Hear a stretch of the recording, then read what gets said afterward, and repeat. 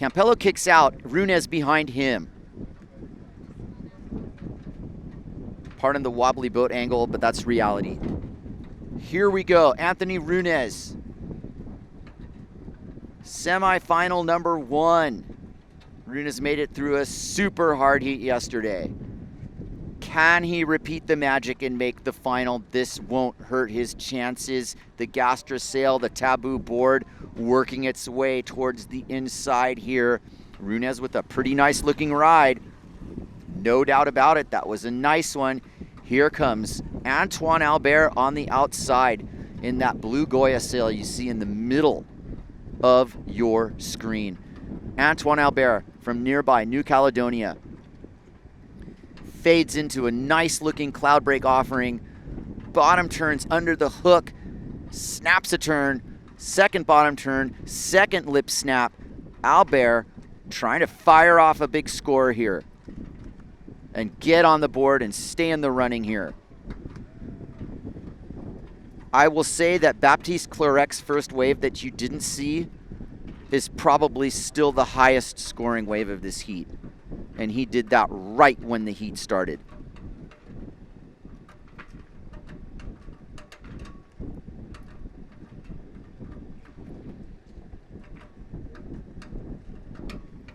Let the judges judge here. Baptiste Clerec, 5.8. Anthony Runes with a 4.57. Antoine Albert with a 4.27. Ricardo Campello didn't get any points for his kick out. Here comes a wide set. This thing's gonna land square on the lower part of the reef and nobody wants anything to do with it.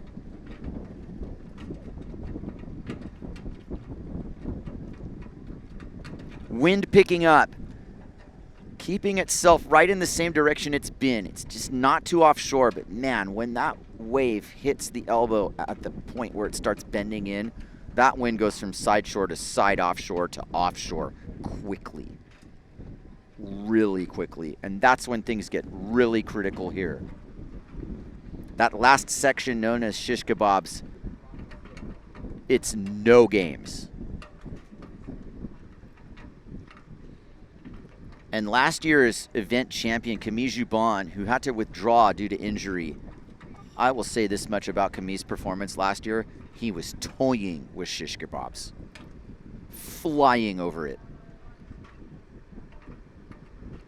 And our 4 competitors in this first semi are wholly capable of similar antics. And that is the 4 of them sailing out in front of you. Campello on the bottom of your screen on the orange sail. Behind Campello is Clerec.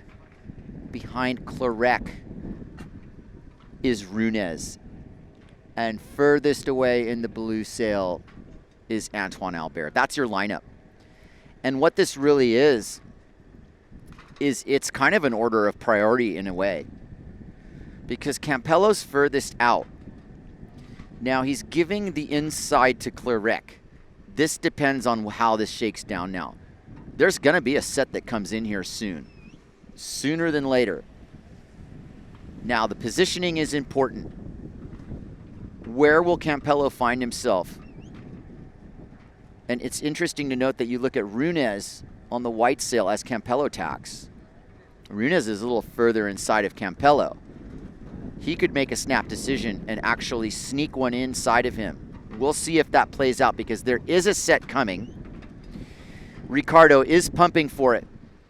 And Ricardo Campello, V1111, representing Venezuela, is on a really nice wave. And this is going to count for Campello, who sets up shop at the very top part. And he's going to open up his ride right as this wave hits the elbow. He is keeping himself on the high line to make sure the wave doesn't pass him by. Now the wave is going to go square as it hits the inside section. Ricardo Campello, classic bottom turn here. Good cutback combination. He's making his way down the line, but the wave doesn't offer him much, and he's out. Behind him, Baptiste Clerec on an absolutely gorgeous wave. Bottom turns under the hook, almost unleashed the air, but keeps it going for preservation's sake. He's got much more wave to work with. Behind him is Runes. Clarek and Runez synchronized practically, sailing perfect cloud break. Enjoy the show. Clarek going to town on the inside. Will he get an air? He kicks out. Runez might have something else. You see how this wave was loading up on the inside as well and didn't give him enough to justify going for the whole shot there. Whew. That was definitely a fine exchange there. Campello's wave had a lot of setup to it. He spent a lot of time looking at where it was going to go on the reef. And when it finally came in to drop in and ride it, it was almost as if the best part of the wave had ended. And, you know, replaying that in my head, it's like, what could he have done differently? Well, maybe position it differently, because both of those guys chipped into it from below. Maybe it's time for somebody to give a good look at sitting a bit further up and trying to stab one from deep. We'll see if that's just a matter of positioning or if it's actually hard to get up there. Sometimes there's a lot of current, as you can imagine, running down the reef here. There's a lot of current pushing you away from the peak. Some observations have been that it doesn't help to sail far out to sea. You don't gain anything because the water is pushing you down. The current is keeping you away from the peak. Maybe there's a little bit more wisdom to actually trying to tack underneath it. That has yet to be played out. That's certainly the tactics and everything else aside from it. Cloudbreak's in charge here. Let's check our scores.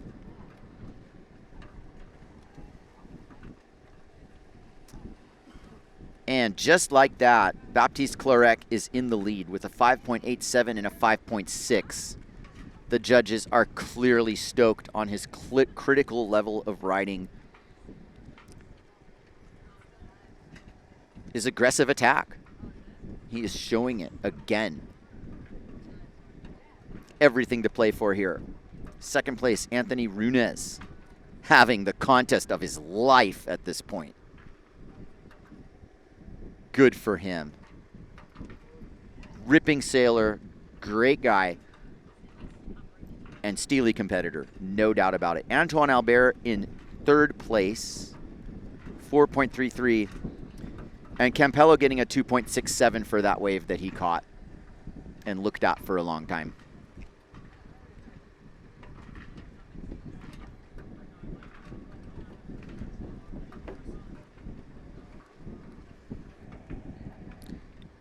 It's very apparent that having an eye of a surfer is important right now and understanding where in the lineup these waves are breaking and how to approach them in a manner that's going to impress the judges above all else.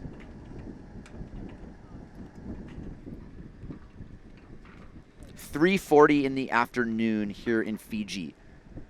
17 and a half minutes left in men's semi number 1.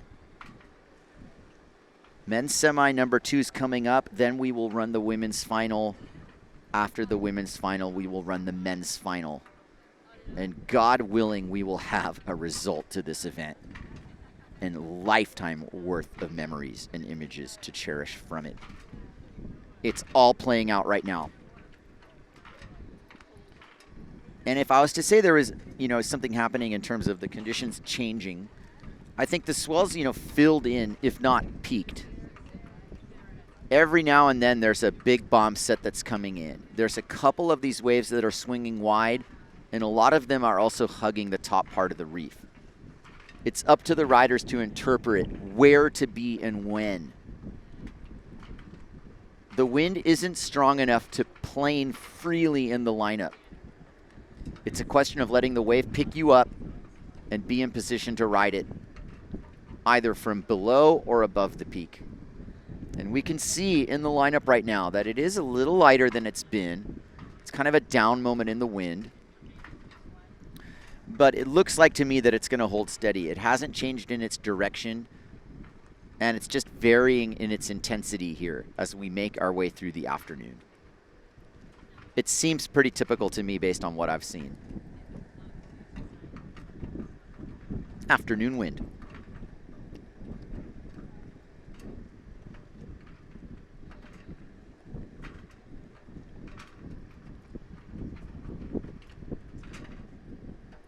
All riders have a score on their card.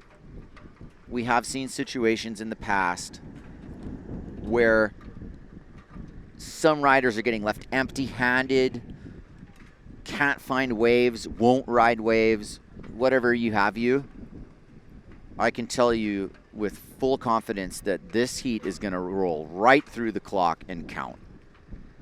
We have definitely seen enough scoring potential on these rides. It's just a matter of time before another good set hits the peak and rolls through here. But this is some of that in-between stuff as we look at Campello on his Nash rig, patiently pacing the lineup, thinking to himself what he could have maybe done differently on that wave. And my answer to that is, not a whole lot. He wasn't quite in the spot for it. And what he decided there was, I think, to just get a good score and not blow up. But I think that wave fooled him a little bit too. I do need to say that. It didn't quite do exactly what it looked like he expected it to do. And hence the slightly lower score that he got as compared to Antoine Albert, who committed turns and got into the game. And Antoine Albert's on a wave here. There he is from the back. Very, very nice angle here. A little bit blind. Albert's behind the peak. He was in danger of getting hit, and he bobbles a very most important opportunity for him. He was left behind the peak there. You could see that he had engaged his boom and sheeted in fully, and he found himself on the high line. And then Cloudbreak lipped him. Caught the clue. And definitely put an end to his ride there. Here comes Clerec. A study in consistency and critical positioning. He's going all the way to the peak and letting the wave build behind him. Clerec drops down with his now signature mass tip pointing bottom turn. Midway up the face, aerial for Clerec. Perfect landing. Back into the bottom turn. Clerec is just absolutely on fire here. He has unlocked the code. That's going to be a really nice scoring ride. We're sitting here on the thundercloud looking at this into the barrel perspective. And Clerec just delivered again. And what he delivered was critical positioning, what you saw him drop into the wave on the fade line. He bottom turned under the hook and got under the lip and allowed the lip to throw him over that section. Landed in the bottom turn position, mass tip pointing into the barrel. Stunning view.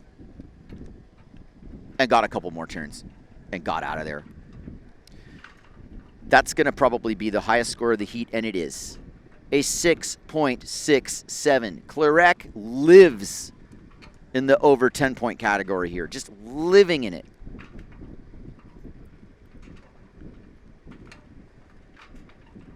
Outstanding sailing from him. Runes kind of got saved by Albert fumbling that wave, because Albert didn't need to score that high to overtake Runes. And he gave that one away. Live action. Here comes Ricardo Campello. Oh, yes, it is Ricky Ricardo on such a nice wave. Drops in, sets his rail. Gets under the lip. Wave is going to go square. Really nice cutback from Ricardo. Trying to get into the scheme of things here. Nobody else riding Keep It on Campello, who finishes his ride before things got too critical. That's better than his first wave by a long shot. That was a completed ride. Now Rick has a lot to do. Ricardo's got to get back out there and dip into some of that Campello vision. give himself a chance to actually get the highest score of his heat. Ricardo scoring a 5 for that ride. And that is the 3rd highest score in this heat.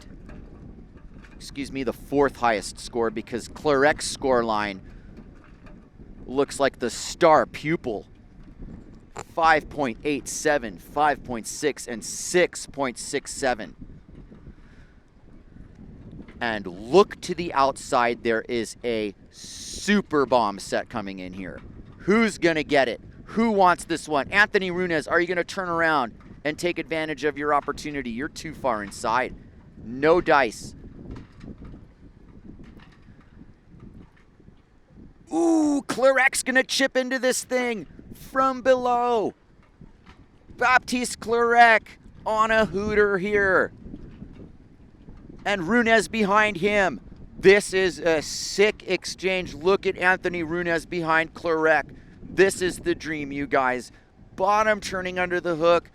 Runes bottom turning outside of him. Quintessential cloud break on offer. Runes.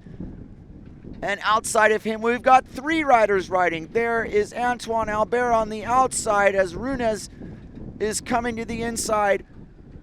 Critical line going down here.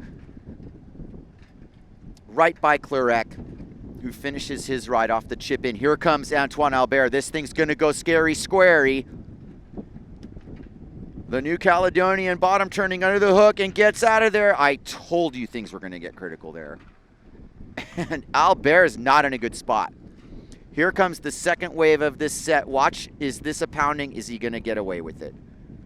He is living clean, ladies and gentlemen. Just squeaking out of that. Okay, big exchange there. That was a solid set. Now, how that went down was Anthony Runes was sailing out. Campello was sailing out, who had basically gotten his best ride of the heat, the 5. Campello had a front row seat for that entire set. Anthony Runes stared it down, didn't want to go too deep, whatever you want to call it. Baptiste Clarec chips into that first wave of the set and has an outstanding ride to show for it. A 6.70, his highest score of the heat. Runes then goes on the second wave of that set. And man, he had himself a really good ride and a 6.0 to show for it. Runes, like I said earlier, is on a dream run. Most important heat of his life. And he's capitalizing. Ricardo Campello still in the game here. We got 7 minutes and 30 seconds. Ricardo with that low 5 puts himself in position to try to nip on Runes' heels. And it's a dangerous situation because Campello needs a 5.45. And anybody who knows Ricardo Campello and understands the scoring potential of his riding prowess knows this for certain, is that if Ricardo gets on the right wave and delivers, he will overtake Runes, unless Runes ups the score even more. It's close between second and third. Runes with a total of 10.57, Ricardo with a 7.8. As we look at the lineup, epic cloud break unfolding in front of us. Antoine Albert, unfortunately, has missed some opportunities in this heat. And here comes Campello.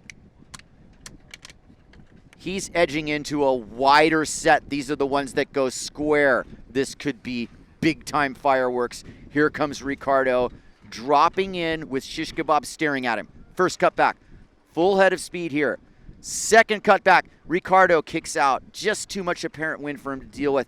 And Ricardo might not have wanted to go on that one because an even bigger set is coming in now. Oh my goodness, here comes Baptiste Clarec dropping in. Beautiful looking wall hitting the outside with a couple ripples on it. This will clean up as it rounds the corner. This wave is going to go square as well, and Clorex ready to deal with it. Right there. Cut back into the bowl. Beautiful looking wave here. Unbelievable level of amplitude off of that cutback. That was risky. Another super risky turn. This time, Baptiste is going to pay. Here comes the axe. It's going to land on his head. Oh my goodness. Vaporized. And it doesn't matter. Clorex looking like he's going to get out of this heat no matter what happens next. It's not over though, and his rig is in one piece. But that's the ordeal, and you see the high level of risk in his riding. Those high line cutbacks weren't lost on me at all. That wave went square. There was a bigger one behind it.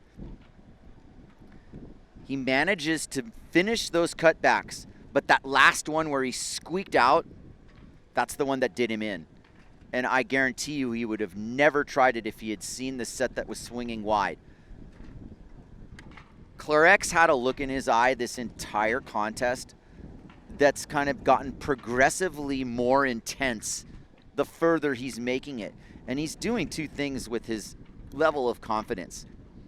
He has made waves that he's probably gone, wow, if I tried that and I made it, then I can push even further. And you're seeing this progress.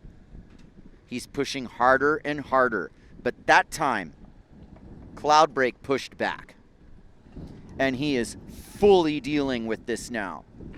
In fact, he can't even find his rig. I don't see it on the inside anywhere. Could it have just disappeared altogether? Dude, where's my rig? You got to be kidding me. Heaviest ever contest. 3 minutes and 30 seconds remaining. Cloudbreak is still going here. Look at these lines coming in on the horizon. On some of the more cloudy days, it literally looks like the waves come out of the clouds. It's got to be the most beautiful wave on Earth. Oh my gosh. Big shakeup in the rankings. And they took time with this score to consider exactly what it was. But now, the New Caledonian, Antoine Albert, has squeaked into second place ahead of Anthony Runes by the narrowest of margins. Antoine Albert with a 5.97. He had a critical wave there for sure before he had to kick out for survival. And he is ahead of Runes, 10.3 to 10.17. And Ricardo Campello is right there, 9.36. 2 minutes and 20 seconds remaining. And it's a hard thing to do when you're kind of squeaking around. The lineup's got waves in it. Most of the riders in this heat are kind of out of position. But one person who deserves a shot here is Ricardo Campello. And another person who deserves a shot is somebody who's actually on a wave, and that's Anthony Runes, excuse me. Runes has a shot here. This is a gorgeous wave, and he is sizing it up because he's in the perfect spot to watch it size up and load up on the reef here. Runes dropping in, fade line, understands where he is. Punches a beautiful looking bottom turn as this wave hits the reef. And it's going to start bending in. Beautiful bottom turn right in front of the photographers, but he goes down and loses it at the worst possible time. Antoine Albert, sub-sea level bottom turn. Critical positioning, and he gets swatted. Now we have mere moments left. 1 minute left in this heat. And both of those riders fumbled their opportunity to seal the deal. And Ricardo Campello is on the outside, ready to capitalize on this. Can Campello get a wave here and make a difference? It would be a buzzer beater. You better believe it. 1 minute left. There is a bomb set, and Ricardo Campello has waited for this moment his entire career, and it's time to deliver. Here comes Campello, dropping in on one of the biggest waves of the heat. Punches his bottom turn. He's positioning himself. He knows how important this is. This is everything. Campello watching the wave go square. Bottom turns under the hook. Really commits his line. That was a beautiful cutback. The wave's now in front of Shish Kebabs. Properly square. Redirects. That was massive. He got lip launched. Campello still going. Pivotal moment in his career. Ricardo Campello heading to Shish Kebabs. Offer broke, and he is going to sky the aerial and eject. And I'll tell you straight up right now that if Campello gets the score, this will be one of the defining moments of his career. And that was a super well-ridden wave, and the heat is over. Will he get the score? He just did. It's a 6. Ricardo Campello has made the final in the most dramatic fashion imaginable, as if Cloudbreak wrote the script, and I'll take you through it briefly before we go to the cut here.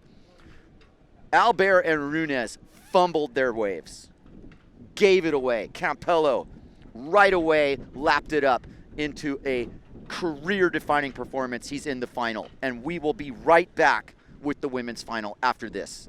Let me catch my breath. Wow.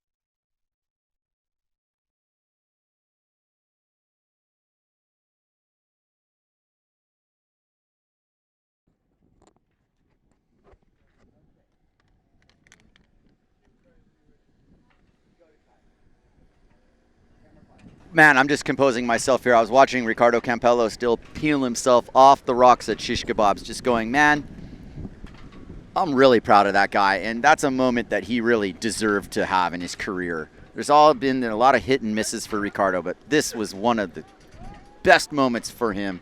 Clarek and Campello are in the final. And here is men's semi number 2 on the water, and the flag is up. It is game on here. What a rally. If this is any indication of what's about to happen, sign me up. That was just awesome.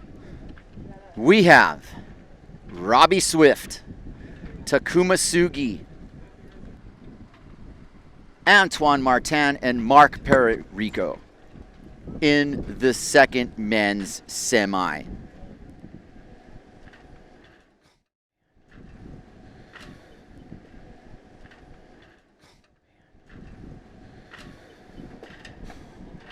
That last semi was super heavy. I'm still just gripped at how that played out. And there's a lot to be learned from it. There's a lot to be learned from the fact that you have to be patient. But that got taken to its logical extreme there. And sometimes Cloudbreak decides these things, and I guess Cloudbreak really likes Ricardo Campello in more ways than one. What an awesome performance. Men's semi number 2, Robbie Swift, Antoine Martin, Mark Perry-Rico, and Takuma Sugi. And we're bringing it to you live here at 4 o'clock Fijian time from Cloudbreak. And this is Takuma Sugi, who is hungry. And he is going to eat here. Beautiful bottom turn, like late approach. Made it count, got himself in the right position on this wave. It's still on the upper top part. It's not quite hit the elbow yet, but now it's going to, except it was too much of one of those upper waves.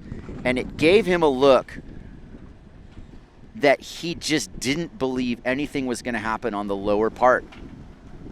But there was a second section to it that he might not have seen. But I'll leave that for later. He kicks out, and it's the first ride of this second men's semifinal, and he gets a 3-point total for it. And I think the judges' scale has adjusted accordingly to the conditions. In other words, an offering like Campello's, ridden critically, decisively, and in completion, with some flyaway kick out at the end, is going to be rewarded with a 6 or so. Clarek riding the book. Critical positioning, getting involved with the lip line, under the lip, through the lip, and aerials. That's the winning formula here. And the interpretations of how to ride the wave are many. But man, when you look at Clarek, he's ticking all the boxes. He's got it. All eyes are on the lineup. And there are critical decisions being made just simply based on positioning. And it's this interesting contrast of remaining calm, keeping yourself composed on what your plan is. What's the plan? Get the best wave you can find and ride it as aggressively and completely as possible. And if you could will yourself into some of these waves and just make them appear, you would, of course, but that's not how it works. No. Cloudbreak's in charge here. Firmly in charge. Call me a believer in those kind of superstitions, if you will. That's not a superstition, it's a fact. And we are only guests here, trying to blend in and tap into the energy source, which is considerable. There's a lot of energy being expended by these waves breaking on this reef. And these riders are certainly able to harness that energy. And you're looking at it right now as Robbie Swift fading in, clearly his wave, no disputes. Everybody's a gentleman out there. Robbie Swift, beautiful looking wave. This is all-time levels. It's still on the outside. It hasn't really cleaned up. There's a couple of these ribs on the face, so he's got to time his bottom turn accordingly. As you see, he's coming right towards us on the thundercloud here. Robbie Swift getting ready for this wave to hit the inside section. But the wave behind him on Paré has more of an elbow, but Swift is still going to town here. You can see the difference. Swifty's wave's really good. It's running fat in the channel, but Paré has this huge wall behind him. And this is playing out now. You have both riders. Swifty's done with his wave. Here comes Paré. It's really going to go square here. This one swept a little bit wider, and Paré has read it perfectly. He really has, but this is going to be too much. And he gets exploded, detonated. You really got to watch out for shish kebabs. One of the more appropriately named sections in surfing. Swifty also lost his gear, and he is waving frantically for the jet ski. This semifinal just took a turn here. Now, our other two competitors, that being Sugi and Martin, are all alone in the lineup now. Swifty's waving for his caddy. And for a manner of perspective, Clarek and Campello are still dealing with their ordeals on shish kebabs from the heat before. Now, here comes Vince Steves, resident of Maui and fireman. Overall, great guy. Here to help out with the event. We're really thankful. Thank you, Vince. He picks up Swifty, who is barking instructions of some sort, pointing frantically. He's pointing for his spare rig. Now, Mark is also swimming by himself, wondering where his jet ski is. Let's hope this isn't an issue. I would definitely help Mark and ditch Clarek if it was up to me. There he goes. Okay. Now Mark's got a ski coming to him. Very little to complain about. This has all been done in a timely fashion. It was, however, Mark's mistake to take off so deep on that wave and not negotiate that final section that put him in this predicament. It's not the jet ski's fault. It's nobody's fault. This is the game. You're here to push the limits of the sport. Well, the limits have been found in the form of a collapsing section at Shish Kebabs, which shut the door on Pere after a monumental ride.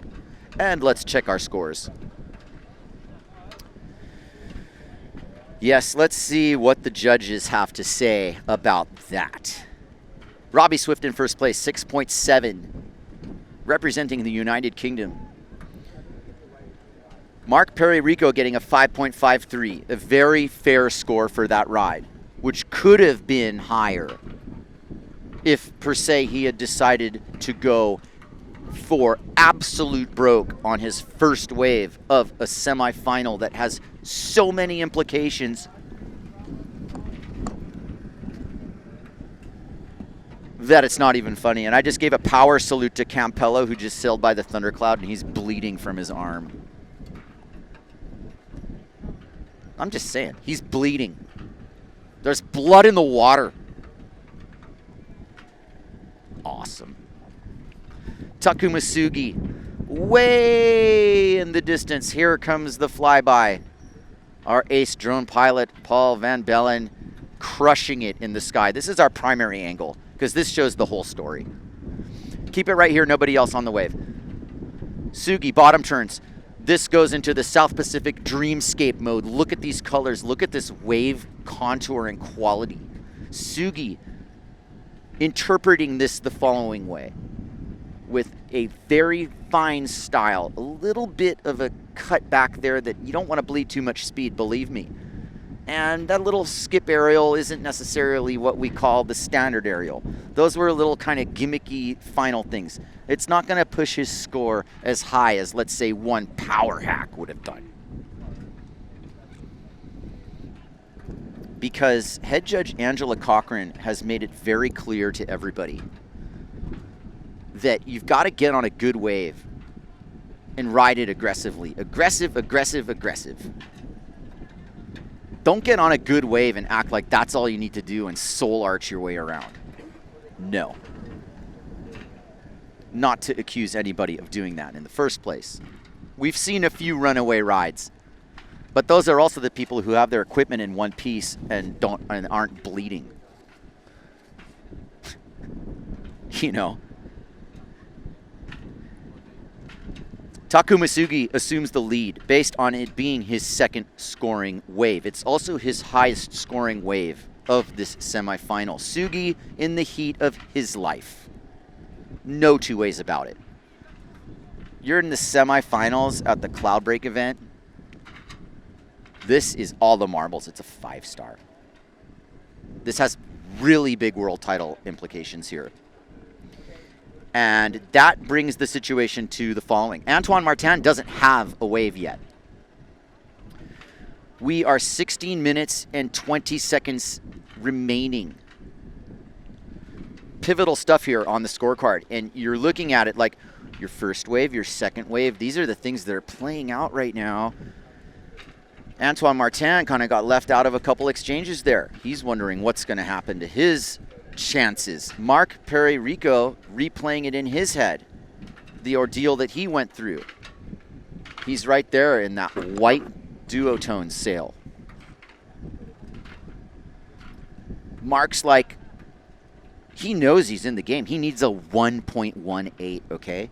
Robbie Swift in second place needs a 1.57 to take the lead. Sugi has the lead by the narrowest of margins. But remember what I said about Cloudbreak deciding this too. Just remember I said that.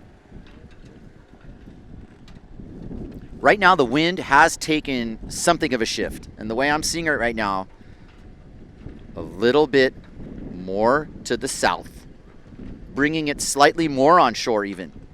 And what that does is it gives you the chip in.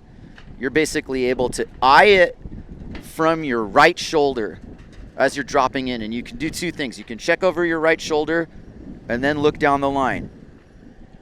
And once you see that thing hit the elbow and go, you're no longer looking over your right shoulder. You are looking straight into the pit at shish kebabs, for one thing, and trying to get out of trouble. Here comes a second scoring wave for Mark Perret-Rico. And it's a medium-sized wave, but it's got a really nice shape to it. And this has high scoring potential because he can kind of cut loose on it a little bit more. There he is. Third bottom turn, trying to find the aerial more than anything. And he gets his sail a little bit glued up there. He's fine. He kicked out. Mark Perret might actually take the lead with that, for all I can tell. It was a really good scoring wave. And he does take the lead promptly with a 4. So you can see what the judges are doing here. It should be very apparent that, wave quality is important. But wave size and wave quality are two different things, number one. Number two is the approach taken on the wave and how it's being ridden. Mark Perret went to town on that wave. He went into an aggressive turning mode, and every turn was in the critical part of the wave. He had that little bobble at the end, pulled the sail out, and got out of there. And he's in the lead, narrowly. This battle right now is between Swift, Sugi, and Perret. And I like Mark's position here, but he can't relax for a second. And somewhat shockingly, Antoine Martin, no scores yet. And there is definitely a limit to how patient he can be. And I'm left to wonder a little bit how he got left out of some of these exchanges, because he's a wave-catching machine. So there might have been some tricky little things happening there, but Antoine Martin, we all want to see him get on the board and get a score here. It's hard. And there is Martin at the top left hand of your screen in the black north sail, trying to edge upwind, and he's got a swell behind him. You can see this unfolding here. Does he have enough wind to pump into this? He does look quite underpowered, but I think this is going to be enough. Here's Martin pumping to get on this wave with someone else giving him some hustle. Is it enough? Martin's in. That's great news for this entire contest. Here we go. T-Tune, he's called, has a nice wave at Cloudbreak to him. Nice cutback under the lip and behind the peak. Second bottom turn. Wraps it around. Perret-Rico behind him. Antoine Martin entering the lower part of this wave. This is one of the better rides. This is connecting. Martin kicks out. Perret-Rico right behind him. Midway through his ride, trying to get ahead of it. Learned his lesson from the last wave. Doesn't want to get caught from behind. Mark Perret now has exceeded the score on his previous wave. He's certainly going to get aggressive here. Kicks out. Shish Kebab staring at him in the face. And Mark Perret continuing his run to the final.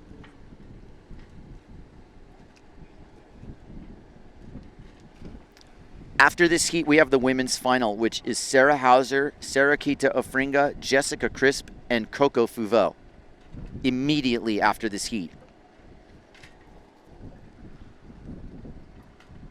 The wind might look light in the lineup. is fluctuating a little bit. There are holes in it. But this now looks like we're about to enter a period of it getting a little windier than the last 10 minutes have been. And that's good news for this semifinal here. With 10 minutes and 36 seconds to go.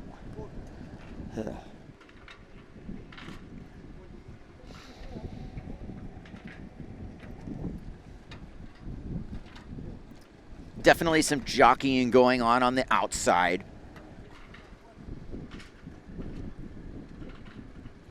And Takuma Sugi's on a nice looking wave here.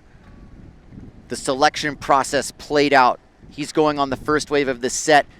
Robert Swift behind him. This will be one heck of an exchange. Martin and Rico have a front row seat for Takuma Sugi, who fades into it and gets a nice hit. That was lip contact, and that matters. Takuma Sugi representing Japan quite proudly and quite effectively here at Cloudbreak.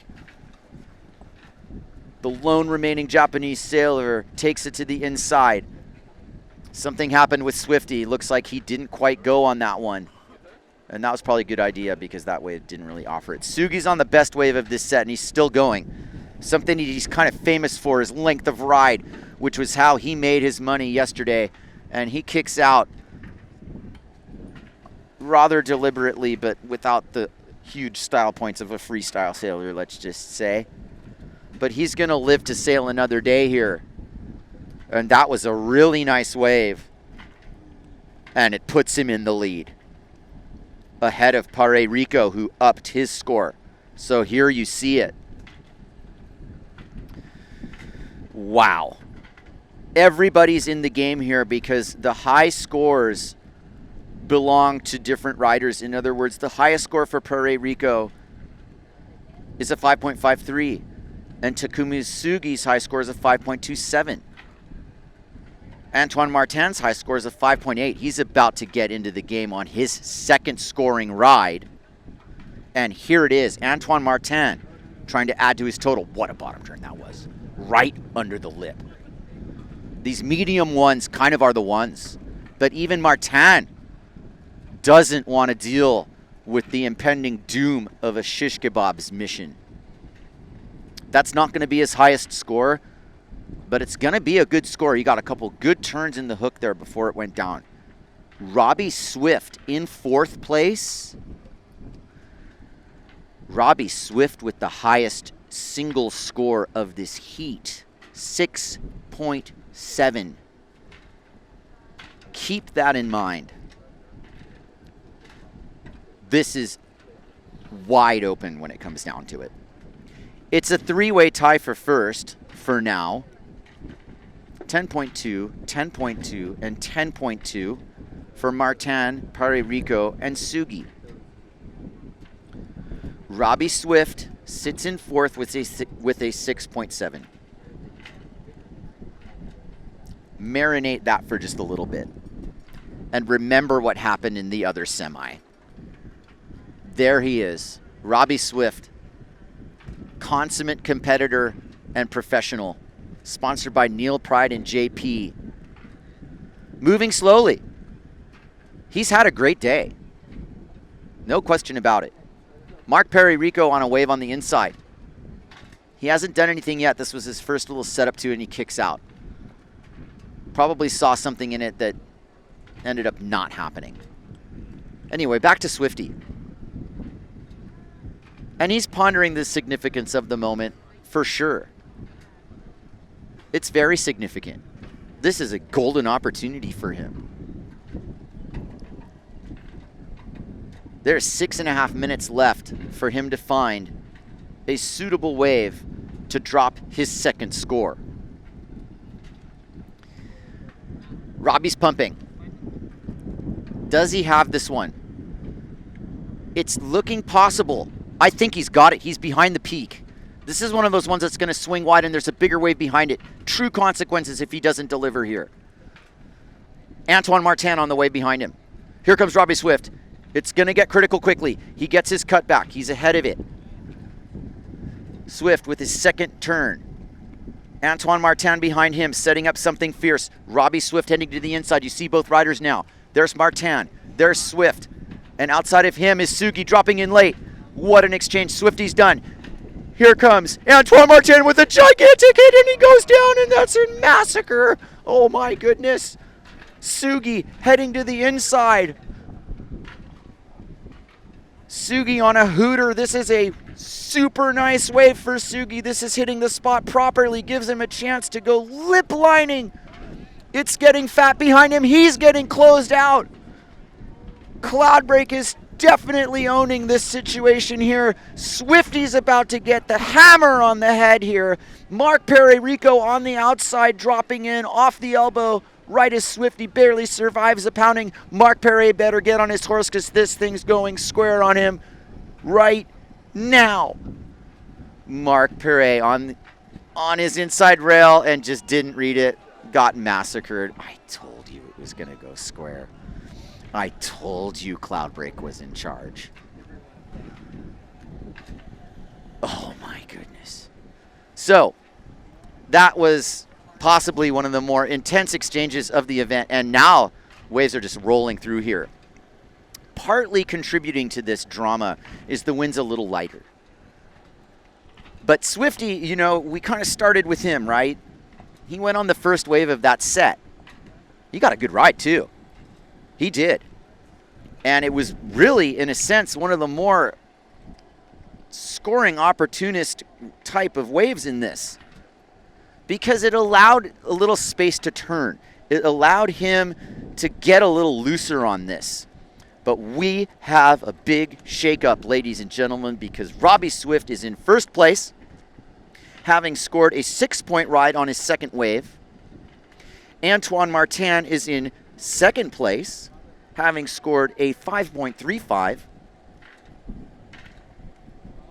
And Mark Perry-Rico right behind, 10.2. Sugi, 10.2. Now for the Carnage report.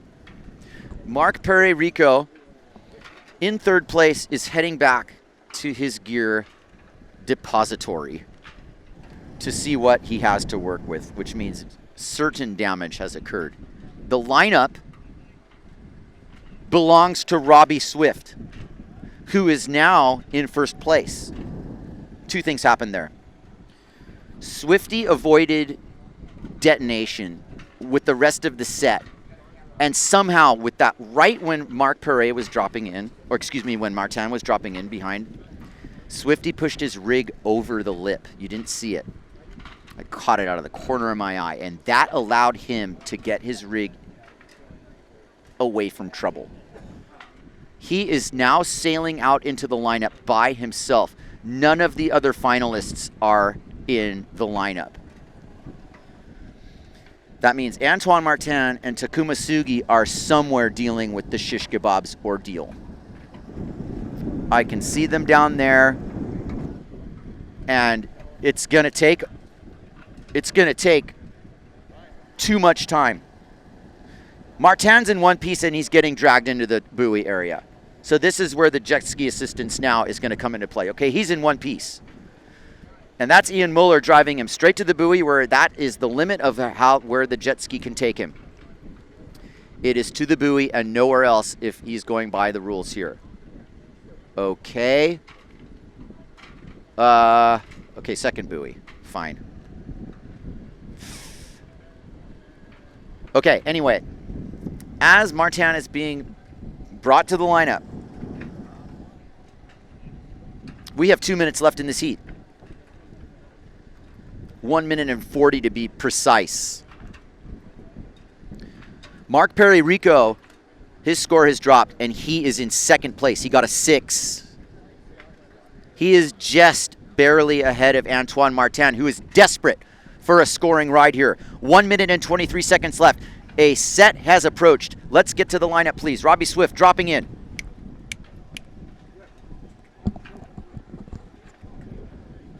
Robbie Swift, with a wave behind him, is on the first wave of a set. Nobody behind him. Oh, this is big because it's a big set and Swifty's done with it. Antoine Martin is in the lineup with no time remaining practically. This is it. This is a similar ending here. Can Martin squeak into this golden opportunity for Martin. 46 seconds left. He's pumping furiously. Does he have a chance? He can't catch it. Oh, that's terrible. He had the chance. 30 seconds left. Antoine Martin needs a 5.68 to get into second place. And he is watching time evaporate. Swifty simply in the lineup will be aware shortly upon the completion of this heat that he has won the heat and made the final. And Takuma Sugi's score now has dropped. And Sugi is in second place. This is freaking amazing. The heat's over. And making the final is Robbie Swift and Takuma Sugi. Antoine Martin and Mark Perry-Rico are out of the event. And everybody scored over 10. We have 11-point heat totals minimum. Swifty at 12.87 wins the heat. And that played out just about as dramatically as anything I have ever seen. And those exchanges are fever pitch exchanges. And when those sets came in, it went down. And everything that you could expect to happen at Cloudbreak happened. The carnage, the glory, those moments of beauty mixed in with it all. Here's a couple replays. Perry-Rico on the kick out. There's Antoine Martin. Just missing the final by the narrowest of margins. Barely missing it. And there's Robbie Swift. You know, at the end section of this, there's a more proper representation of his efforts. Beautiful bottom turn for Robbie. Look at these conditions. There's Martin. That was his moment. If he had made that, he'd be in the final. Sugi, moment of his career. Even though it resulted in an absolute pounding, that cutback that he made is the reason he's in the final. And that satisfies the judges' criterion. All right. Let's get ready for the women's final. We'll be right back.